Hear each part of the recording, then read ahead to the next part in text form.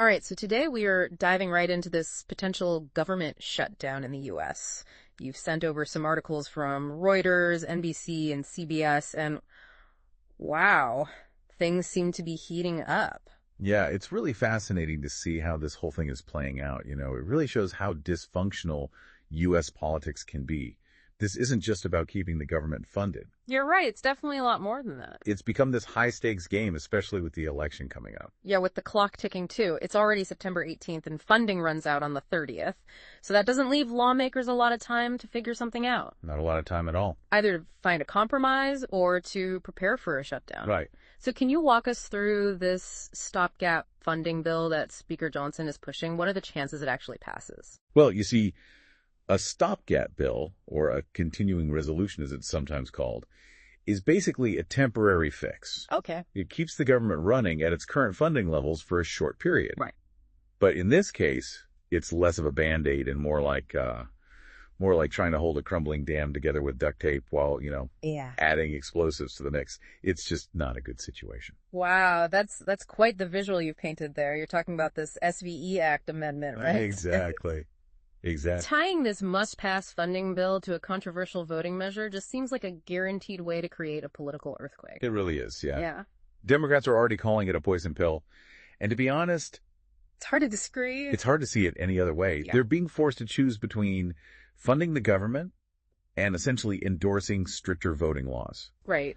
That's a recipe for disaster, especially since Republicans can't afford to lose many votes on this. Especially with that razor-thin majority they have in the House right now. Exactly. And the NBC article mentioned that a practically identical bill was actually pulled last week because it didn't have enough support. Yeah, and some Republicans even seem ready to dig in their heels even further on this. One representative even called those against the bill, quote, bedwetters and purists. Ouch. Yeah, the frustration there is definitely palpable, but it doesn't exactly inspire much confidence in their ability to come together and get this done. No, it really doesn't. And what that quote really highlights, I think, is this multifaceted pressure cooker that Speaker Johnson's dealing with right now. Absolutely. You've got these fiscal conservatives who absolutely hate the idea of short-term spending measures. You've got defense hawks pushing for increased military spending. Right. And then you've got those who see this whole situation as a golden opportunity for political leverage, regardless of the potential consequences. So while the House is busy grappling with all of that, the Senate Democrats are watching very closely, and they definitely have their own ideas about how this whole thing should play out. Senator Murray, for instance, did not hold back, saying that Speaker Johnson was playing partisan games with the well-being of the entire country. It's interesting. Senator Murray's statement, which the CBS article highlights, really underscores how much of this battle is about public perception and how things look to voters rather than the actual policy itself. It's all a big show. Each party wants to be seen as the responsible one, the adult in the room, while making the other side look reckless and unreasonable. And that sort of dynamic only gets more and more amplified as we get closer to the election. And speaking of the election, that November 5th date is really looming over this entire situation like a guillotine. Oh, absolutely, yeah. With less than 2 months to go until the election, every single decision coming out of Washington just feels so much heavier. It does. It really does. And nobody understands that better than Mitch McConnell. Right. He's been around the block a few times. He's seen it all, yeah. And McConnell did call this potential shutdown, quote, politically beyond stupid for the GOP. So do you think that fear of backlash from voters is enough to maybe force some kind of compromise here? It has to be a factor for some of these lawmakers. Right. But at the same time, we can't really underestimate McConnell's, political instincts here. He's a master strategist. He knows what he's doing. Knows how to play the long game. Yeah. And so while he might be out there publicly advocating for compromise, he could very well be behind the scenes encouraging House Republicans to stand their ground. After all, he's not up for re-election this time around. That's true. He's got a little more leeway. Yeah, he's got some room to maneuver. So it's like we're watching this game of chess play out in slow motion with both sides making these calculated moves, trying to outmaneuver each other. It's high stakes, yeah. But this isn't just a game, right? This isn't some abstract political drama. There are real consequences to all of this. Absolutely. And, we often talk about politics in terms of winners and losers, but a government shutdown really doesn't have any winners. Right. There are only varying degrees of loss for everybody involved. Yeah, and the Reuters article really drove home that point. highlighting all the potential economic fallout that could be triggered by a shutdown. Because even just the uncertainty of it all, Right. it can really send shockwaves through the markets. Absolutely. Businesses put off investments, consumers get nervous and tighten their belts. Yeah. And that hesitancy, it just ripples outwards. It affects everything. And it can even have an impact on the global economy, which is not good for anyone. It's not. And this isn't just a theoretical possibility either. I mean, we've seen this happen before with past government shutdowns. Unfortunately, yes. We have the data, and it's not a pretty picture.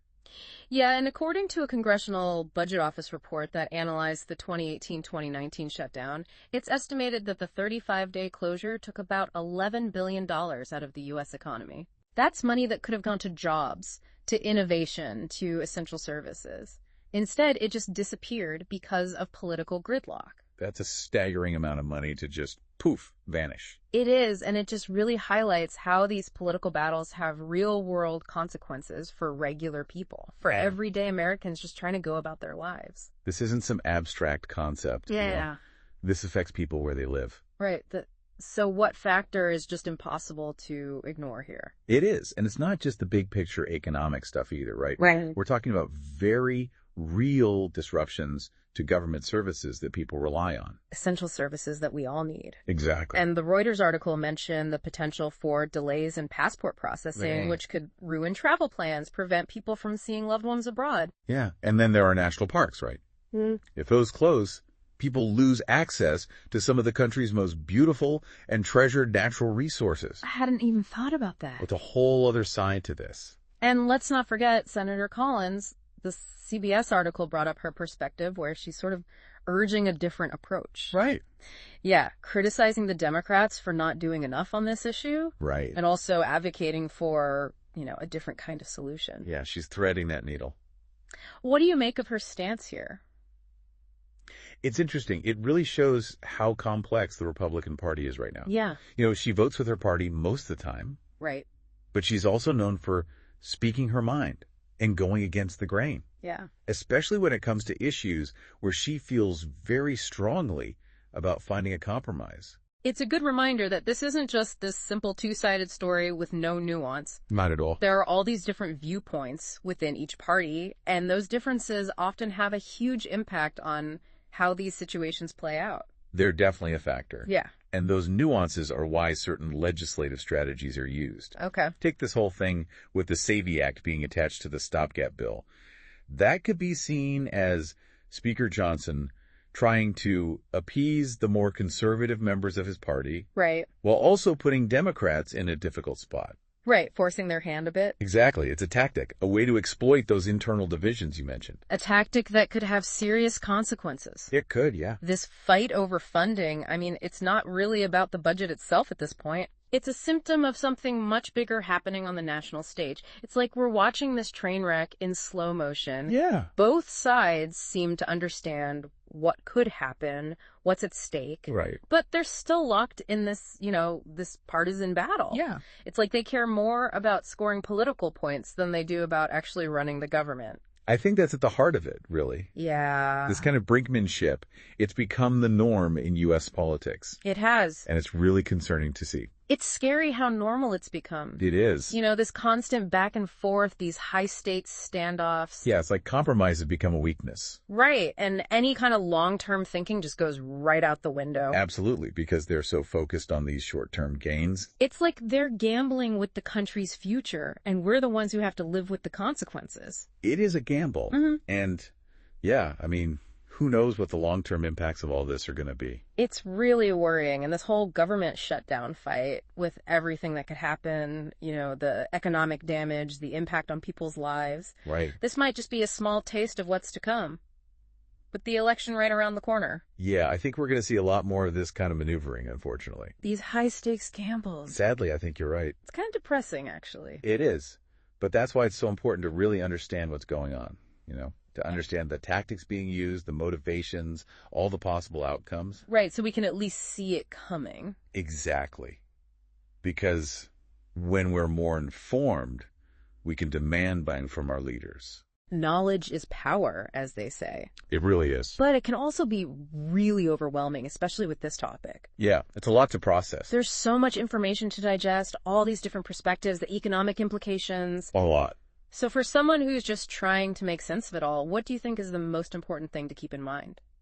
I think the key thing to remember is that this isn't just some abstract political game. Right. This is real life, and real people are affected by these decisions. Yeah, it's easy to forget that sometimes. It's easy to get caught up in all the political theater, but we can't lose sight of that. Absolutely. So many people rely on the government for essential services. Exactly, and those services are at risk. And it's not just individuals either. Businesses are trying to grow, create jobs. They need stability. Yeah, they need to be able to plan for the future, and this uncertainty makes it almost impossible. Exactly. So yeah, it's a really sobering thought. It is. It really makes you think about that question we posed earlier.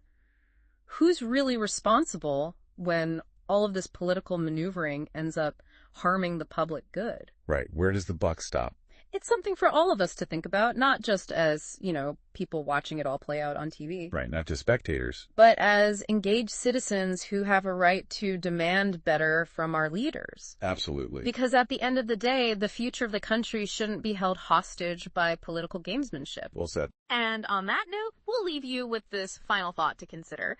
What if we could find a way to protect those essential government functions from all of this political fighting? Is there a way to ensure that, the lights stay on even when things get heated in Washington? It's something to think about. Until next time, this has been The Deep Dive.